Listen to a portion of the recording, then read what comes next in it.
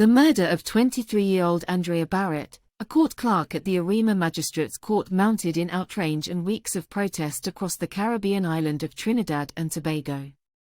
Bharatt was last seen entering a taxi at King Street, Arima on January 29, 2021. She never made it home. Her disappearance sparked nationwide concern. Her murder triggered several marches and vigils as the nation cried out in solidarity against violent crimes against women.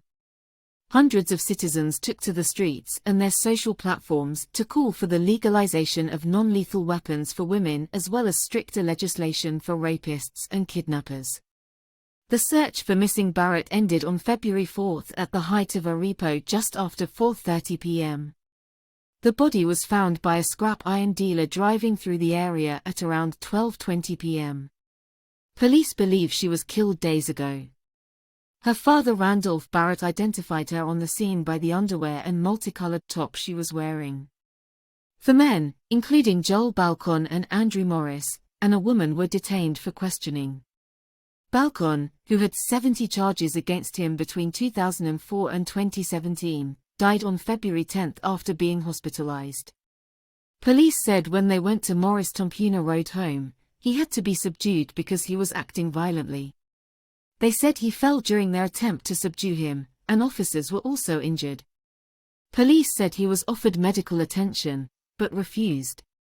He was eventually taken to the Arima hospital. Police said Morris fell while seated on a chair and had to be assisted. He was taken to another room to give a urine sample and allegedly fell again. Morris, a 36-year-old hypertensive diabetic, died on February 4 in police custody. Balcon, who was detained in a separate exercise, also allegedly suffered injuries during his arrest.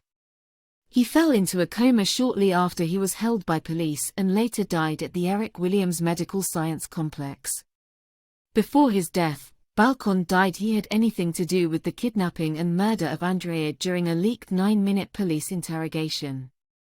An autopsy report said Morris and Balcon suffered blunt force trauma to the head and body. 2 weeks after Balcon's death in late February, his family buried him quietly in East Trinidad. The Special Operations Response Team, SORT, officers were detained and 20 officers were investigated by the Professional Standards Bureau. 14 of the 20 were police officers, and others are members of the Defense Force. Negus George, 24, of Gooding Trace, Malabar, Arima was charged with murdering Bharatt while his 37-year-old common-law wife Giselle Hobson was charged with receiving stolen items belonging to Bharatt. In investigation by Trinidad and Tobago's Police Complaints Authority revealed that the suspects were tortured. Almost 2 months after, head of the Special Operations Response Team, SORT, Inspector Mark Hernandez has been charged with misbehavior in public office in relation to an investigation into the treatment of the suspects held for the abduction and murder of Andrea Bharatt. Bharatt was cremated on February 12. Hundreds of businesses were closed for the day in solidarity for the grieving nation.